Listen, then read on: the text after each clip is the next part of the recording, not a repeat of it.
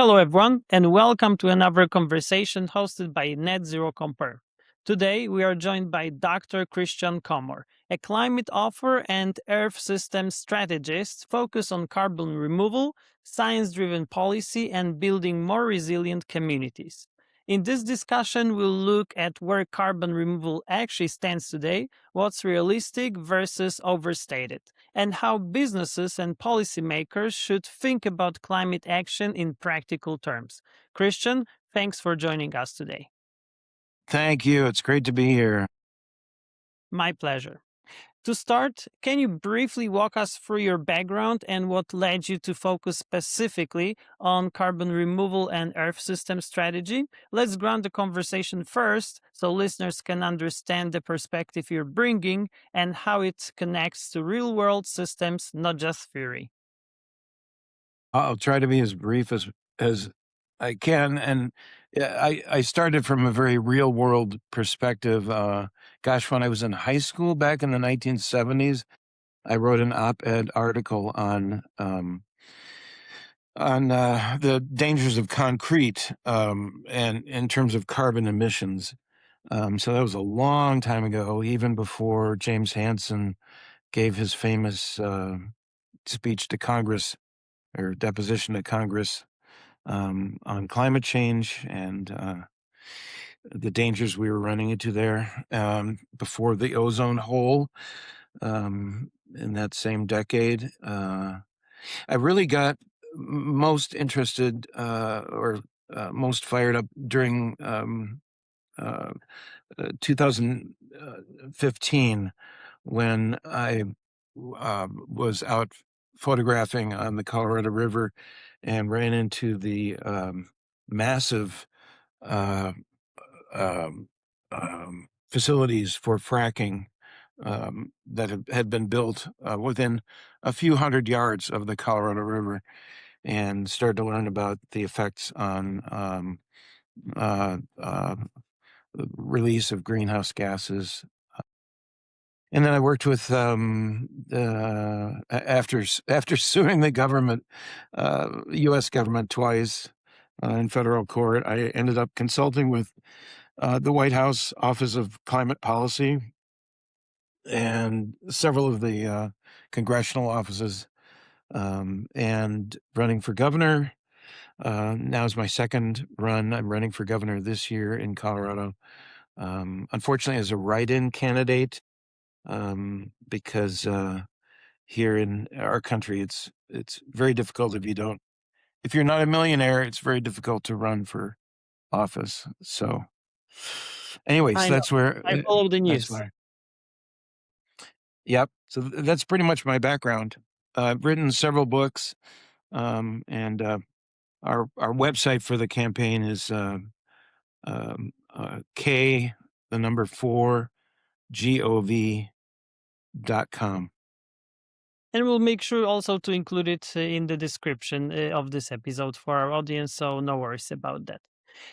Thank you very much for this introduction. And now let's talk about why carbon removal, not just reduction, because there's still a lot of focus on emissions reduction. And from your perspective, if you could tell us why is carbon removal now unavoidable, not optional? Because there's often confusion here, especially among companies when we talk to them, that think reduction alone will be enough. But I think it's not. No, even back in 2020 when I was working with the White House, it was clear that negative emissions technologies were going to have to be part of the portfolio, and we found that that's been true. We just if you just think about it in the grossest terms, we have 900 gigatons of carbon alone, not to mention other greenhouse gases, already legacy carbon in the atmosphere that's not going anywhere in a time frame that's relevant for humans. We're talking thousands of years. We don't have that much time given the feedbacks that have started to develop.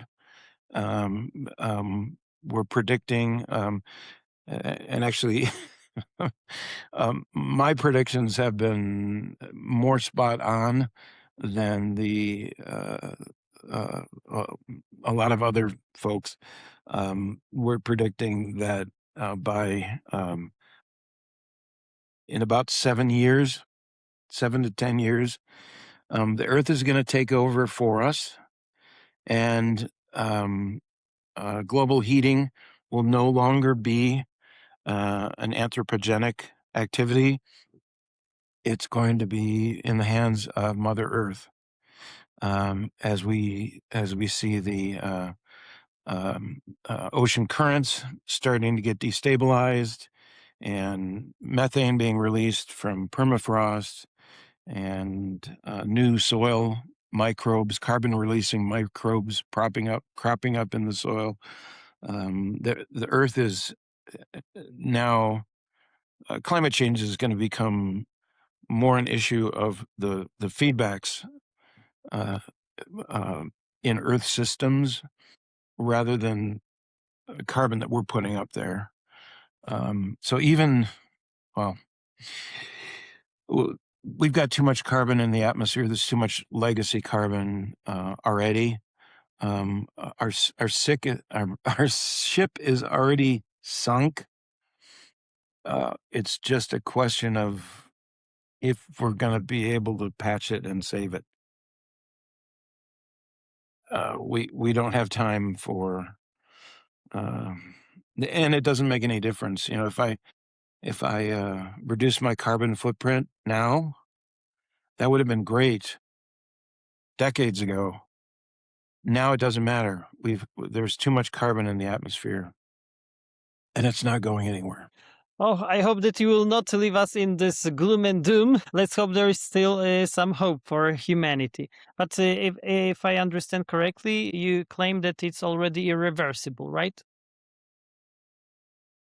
Correct. I mean, eventually, what we've burned, as most listeners know, we've changed carbon into a different form, gaseous form, which is now in the atmosphere, and the Earth will eventually process that, but not on a time frame, not on a scale that will help us humans. That we It will know. already be too late. And our prediction is within this century, the Earth's carrying capacity, which should be on the order of 8 to 10 billion humans, um, will drop to 2 to 3 billion humans, so that we will basically be in extinction mode. That was depressing again, wasn't it? I'm sorry. Yes, a little bit. I live in a very depressed. I live in a sea of depression. The good news is, Exactly. um, I was waiting for the, some good news. yeah, the good news is, and the reason I'm running for governor because I really don't like governance. Um, I can do it, but I don't really want to do it. Um, but somebody's got to do it, and nobody else is. I don't see any project. We've got this amazing technology that, like, Climeworks and other companies around the globe, um, per- noticeably not in the United States, but in other countries, have developed for efficiently removing carbon from the atmosphere. The costs are coming down, even though we don't have any scale up, and it's primarily scale up that brings the cost down. But we don't have that going yet. But the technology is there. It's working. It's working efficiently. Climeworks, for instance, has tied theirs to geothermal energy. Which we have plenty of in here in Colorado that we could use. The only way I see us getting out of this, uh, barring some white knight coming in that nobody's heard from yet, is if someone like myself, um, again, I would prefer that it's not me, that it's someone else, but if I'm elected governor, we will set up 4 direct air carbon removal facilities in Colorado, and then working through the U.S. Climate Alliance, which is an alliance between U.S. governors. We will push other states to, hopefully they will see the success of what we're doing and say, "Gosh, can we join in?" And if we get 10, 15 other states all setting up their own carbon removal facilities, we can stay below the 450 parts per million cutoff that everybody's talked about from James Hansen on down. So Was we oh, yeah, sorry, go ahead. so that's the upside. We can save ourselves now. Um, the um, the elite and the heads of major corporations have determined that we can't, and they're clearly bailing out. What we're seeing with the Trump administration is a large move by the wealthy and those who have the means to kind of sell off, diverse, rid themselves of finish off their portfolio and uh, carbon profits and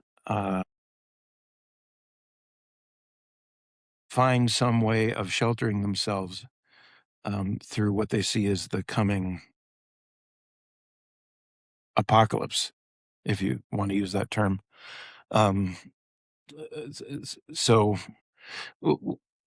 if we just look at the behavior of uh, major corporations and wealthy individuals, um, they're behaving like someone on a sinking ship who really doesn't care what happens to the ship at this point. They just want to get in the life raft and get out. Um, and of course, many of us don't take that approach. That our country was founded on principles of we the people, and that we are what we should be doing in this country is coming together to solve this massive problem, and it can be a great thing for our country. It can bring us together in a way that we've needed for a long time. I'm sure the rest of the world looks at the divisiveness in our country and shakes their head. Um, we we need to come together, and climate change, I think, is possibly nature's way of bringing us together. We It have to should. come together to solve this problem. Yeah, sorry, I talk a lot. And circling back to geothermal power energy, actually, it's already used in some of the buildings in Toronto, where I am based. So that's on the positive side. Also, you use the term Earth systems strategy. If you could tell us what does that actually mean in practical terms for businesses or governments, because it sounds broad to me. So it would be useful to translate that into something actionable. Yes, we're looking at the I think where climate science has tripped over its own shoelace often has been forgetting the interconnectedness of Earth systems. And so we end up getting surprised when we're studying one element of a system. It's sort of like, the old story of the wise men who were each had part of an elephant, and the one holding the trunk said, "Oh, I've got a snake," and the one holding the tail said, "Oh no, I've got a broom." Um, that we haven't been seeing the interconnectedness of Earth systems, and therefore not under. I think that's why it's been a surprise for a lot of climate folks that we're getting to this suddenly, seemingly suddenly, at this point where, gosh, we've only got a decade before the Earth starts um, doing climate change on its own. It won't even need us to cause problems anymore. It will finish the job for us. Be honest, it will do the job to get rid of human beings who are actually polluting the planet when you think about it. Yes, yeah, and yeah, that's kind of the choice. We've had iterations of Homo sapiens before who didn't make it, didn't survive. Um, Maybe we can. We have the technology. We've got the foreknowledge. We don't. We're no longer living in a system where we're, our information is very limited. We know what we need to do. Um, I think at this point, it's interesting in the polls, at least in the United States, we've flipped from climate change is a hoax all the way over to climate change is so bad, there's nothing we can do about it. And Americans seem to have skipped over the part where let's get off our couch and out of our chairs and actually do something. And we can. Um, eh, what we can't do is solve the problem by buying an electric car. I mean, that will be great for the future. It's very important. We need to shift to renewable energy. We need to do some things very differently, but it's not going to help us now. It will make no difference, and in fact, it's a distraction. Um, so I have absolutely no interest in right now. I think putting energy into reducing emissions is it's a boondoggle. We're um, wasting time, wasting energy that we very much need to clean up the mess in the sky. Got it. You also mentioned the technology. So, if you could tell us, where do you see the current state of carbon removal technologies today, and what's working and what is still far from scalable? Because there's a lot of noise in this space, so separating signal from hype will be very important. Yes. Um, the, there's basically, direct air carbon removal is a four-step process of using large fans to pull ambient air in over a contractor, and then using some form of chemical binding uh, material, a chemical medium to bind the carbon, and then using heat or vacuum pressure to unbind the and collect it as a pure gas. And then utilization and storage. Either we can repatriate it to the earth where it came from, or uh, what I'm in favor of is using the carbon to make things. And pardon me, I've done several interviews this morning, so I don't remember if we've talked about um, the if I already talked about the potential we have for profitability. Uh, Yes. we we, um, we can actually use the carbon that has been repatriated to make products.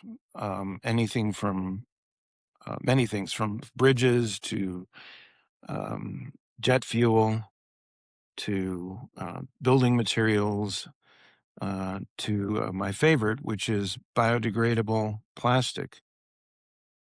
We all Also understand that. fertilizers. Sorry to interrupt, but I had a guest on the podcast. The company is based in India, and they are capturing carbon and then binding it with other elements, producing fertilizers for agriculture purposes.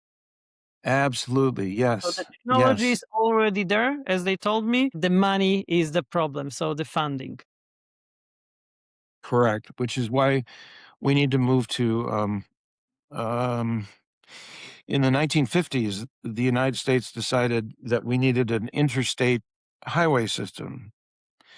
And we got busy and we invested in creating this interstate highway system that we have now, um, and which is fantastic for everyone who lives here. Uh, we need to look at carbon removal as infrastructure, and it needs to be. Of course, our federal government is running the other direction, so it needs to be at the state level. And as I mentioned earlier, if we can uh, connect states together in we call it our interstate SkyCarbon Blueprint for progress. And uh, but it has to be as it sounds like that group was finding, is that we need funding and not just kind of at the boutique level, like the small mom and pop shop level. We need it at the state level where we can actually develop sizable direct air carbon removal, and we can do it. All it takes is for Coloradans to uh, vote for me. I will get in office. I'll do it. We'll we will get this done. We can get this done. We've got the technology. We have plans for how to fund it in Colorado. It's doable. We can save ourselves, whether we will or not. Part of the problem, I think, is Americans at least have been sort of bred for laying on the couch, clicking the remote, and buying things. Uh, and we're sort of become more of a passive consumer culture, and corporations have liked us that way. But that could be what ends us, is our inability to come together like European countries often are able to, and develop a uh, a large enough scale project here. Got it. So I think we can already both agree that the technology is there. So let's talk about cost and feasibility, because one of the main concerns is cost. So if you could tell us, how should companies realistically think about the cost of carbon removal today versus in the next, let's say, 5, 10 years? Right. One of the important things I think to understand is that we're already paying a very significant cost for uh, the status quo. Uh, Climate change is charging us big time. In agriculture, seeing uh, we've had 1.6 million acres of farmland lost related to climate change in Colorado. That's in Colorado alone. 58 Colorado alone. Insurance, we've seen 58 to 68% premium hikes. Colorado is the sixth costliest state for home insurance. Through 2050, they're projecting 24 to 25 billion in public health costs related to climate change. In terms of infrastructure, 8 billion. And of course, our tourism is very important here in Colorado, and we're getting hit by 20 to 30 million skier visits lost annually due to wildfire smoke and driving conditions. So there's already a large cost to climate change, and Americans are really good at absorbing hits. So there isn't that much complaining. People like to just kind of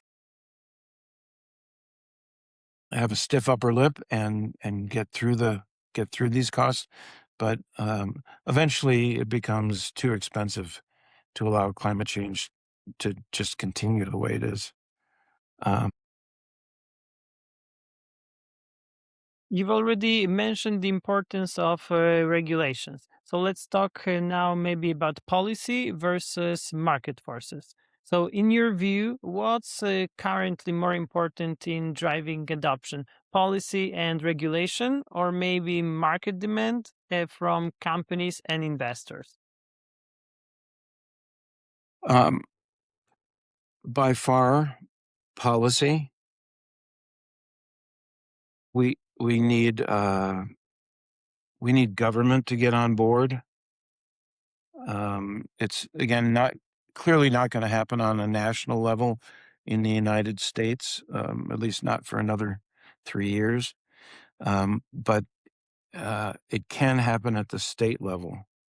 Last fall, I was traveling around to we traveled to 12 different states, talking with them about um, our plans.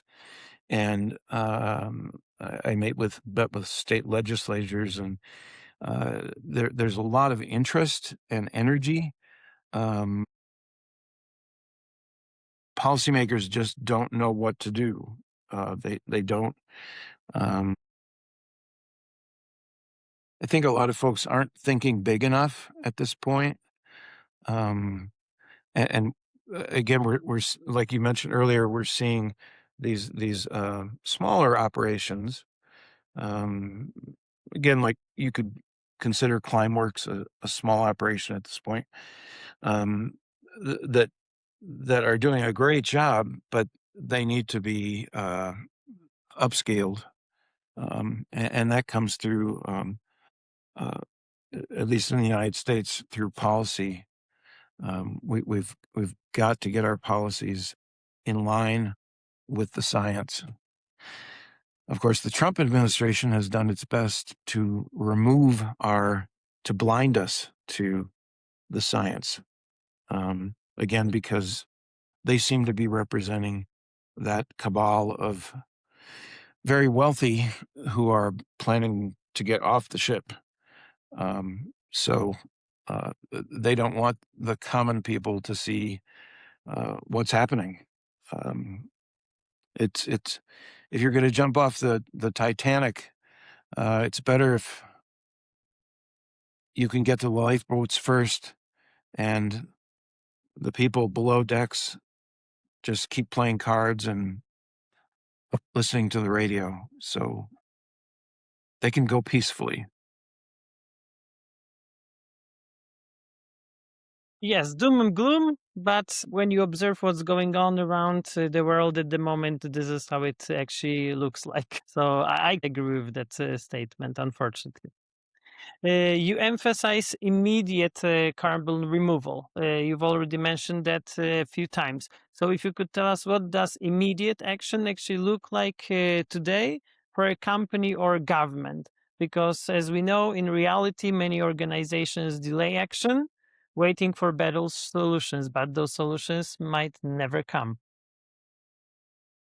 Yes, very, very, very good point. And we would, we're already during the campaign. We're trying to educate voters about what the situation is, and the pretty binary choice that they have to we can either do something or we can't. And I don't think it's really that much of a question of if we can't succeed. I think we can. It's going to be a big push. It's going to be similar to the mobilization during World War II that we saw for countries. So it's going to be a big, big thing. We're going to need to do site planning, secure investments. We're developing something called the Colorado Sovereignty and Partnership Act, and going to need to work with land boards. We're going to need probably 50,000 acres for locating the sites. So there's a lot of hands-on, down-to-earth sort of tasks that we'll need to take on immediately, and get up to speed pretty quickly. But we can do it. The Colorado Governor's Office has over 150 people working directly for the governor. So we can, we've got the planning and resources that we need. We just need to have the public will to get that going. As you said earlier, just come together. Yes, if people will make a proactive choice, that would, I think something that would help with that right now. Of course, everyone's heard about. We've had very large rallies, the No Kings rallies. We just had one recently. Millions of people came out expressing their displeasure at uh, our government's movement towards autocracy. Um, if we can take that energy, which is basically a negative energy, it's basically saying we don't want this, um, and and flip it over to positive uh, energy of we do want this, we want to survive, we want to develop carbon removal infrastructure so that we can manage this big problem. Um, in a sense, that's a powerful act of rebellion against what we're seeing with the elites. Um, if we pull this off, they're going to look pretty silly in Greenland and on Mars. There's no water on Mars, and Greenland is it's nighttime half the year there. So the elites who are fortressing themselves will feel pretty silly if we can pull this off, and then eventually kind of fade into the background because from carbon removal we can jump into sustainability, but we can't get to sustainability right now. We're blocked. There's nothing to sustain. The Titanic is sinking. And based on your work, what are the most common mistakes companies make when approaching carbon removal or broader climate strategies? Um, I'd have to say not starting. What we just with the policy changes that have come out of Washington, companies have been very happy to not be forced to make changes. Um, companies are corporations are designed to make income for their shareholders and for the company. They're not designed for policy. That's not their job. Government is in the job of making policy. The problem, the failure is not on the part of companies. Um, it's on the part of government. We have not uh, allowed our policy making to follow the science. And James Hansen, back in the 1980s, testified in Congress here. Al Gore, you can see Al Gore sitting in the background listening. He was saying, yeah, we need to restrain ourselves to a 350 parts per million. And we're now approaching 450 parts per million dissolved carbon in the atmosphere.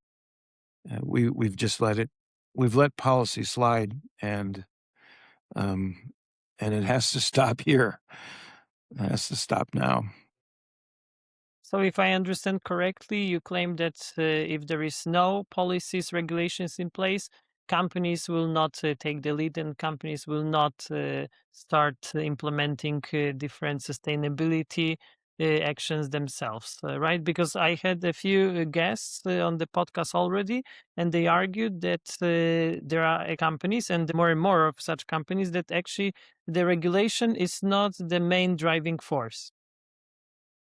Sometimes they just come with their own initiatives and they don't need to be forced into protecting Yes, the environment. and God bless them. That's it's wonderful when again, that's not their prime mandate. Their prime mandate is to make money. That's what corporations are. They're not there for the public interest necessarily. Uh, the government is there for the public interest. So when companies like that emerge, they're heroes. They're white knights. Um, if but there's not enough of them. They're standouts. Got it. Now let's talk about resilient communities and climate strategy, because you also focus on resilient communities. So if you could tell us, how does carbon removal connect to resilience on the ground? Because nowadays I think that resilience often gets treated as a separate topic from emissions. Yes. Um, and that's a I completely agree that they're often treated as separate topics. It's resilience is. I'm hesitating to say this, but I think resilience for me falls in the same um, general category as individual efforts to reduce emissions. It's a distraction right now. The idea that during World War II, the Japanese were floating balloons over the United States. Some of them had ordnance on them, and one or two actually caused some damage. We coped with it. We didn't really develop a program to stop that from happening. And if that had continued, we probably would have built stronger buildings with protective roofs that could handle the discharges from the balloon bombs. But eventually, you run out of capability to be resilient. When you've got Category 9 hurricanes, there's no resilience possible. I think resilience is a very temporary, it's a finger in the dike kind of move. And we need that energy. We need those resources focused on direct air carbon removal. So kind of like with very similar to more individualized efforts to reduce emissions. I would rather see that energy going to actually solving the problem itself. And if you were advising a company or, let's say, a policymaker today, what are the first 2, 3 practical steps they should take in the next 12 months? Let's assume we have still 12 months. Something concrete that people can actually act on after listening to this. Uh, um, get get your employees to vote for me or someone else. And again, I think I mentioned this when we started talking. I would rather not be governor of Colorado. Uh, it's I'm 67. I'm supposed to be retired now from a 40-year career, but I'll do it because it needs to be done, and I've got a team that we can do it. Um, but so anyway, we need to. We need to get people out voting is the big thing. We need to make people aware. Companies need to make people aware of what the situation is and get them out voting. That's unless there's some other plan that someone has somewhere that I've never heard of. But this is the only way we're going to get this done. As I can see, policy, policy, and policy in your view. This is like the Yes. starting point to lay the Yep. foundation. Yes. And before we wrap up, is there anything important we didn't cover that you think decision makers, especially decision makers, should be paying attention to right now? This is always useful to capture anything that we might have missed during the conversation. Yes. The, d- I think the big thing would be urgency. I hope I've conveyed that. Um, that we, if you look at the science, um, and as we look at the feedbacks that are developing and becoming stronger, we just don't have much time. Again, 4 years from now, I would not be running for governor. In my opinion, it would be too late. Um, so I'll be watching the next election on TV. Um, this needs to happen now. Again, unless we're expecting aliens to come and rescue us from our carbon, yeah, which would be great. The new movie Hail Mary, it's got a wonderful little alien, and they seem to like to eat carbon. So That option is always on the table. yes, Christian, thanks very much for joining us today and sharing your perspective. yes, thank you, and thanks for the work you're doing. Thank you. And for those listening, we'll include additional resources and links related to this discussion.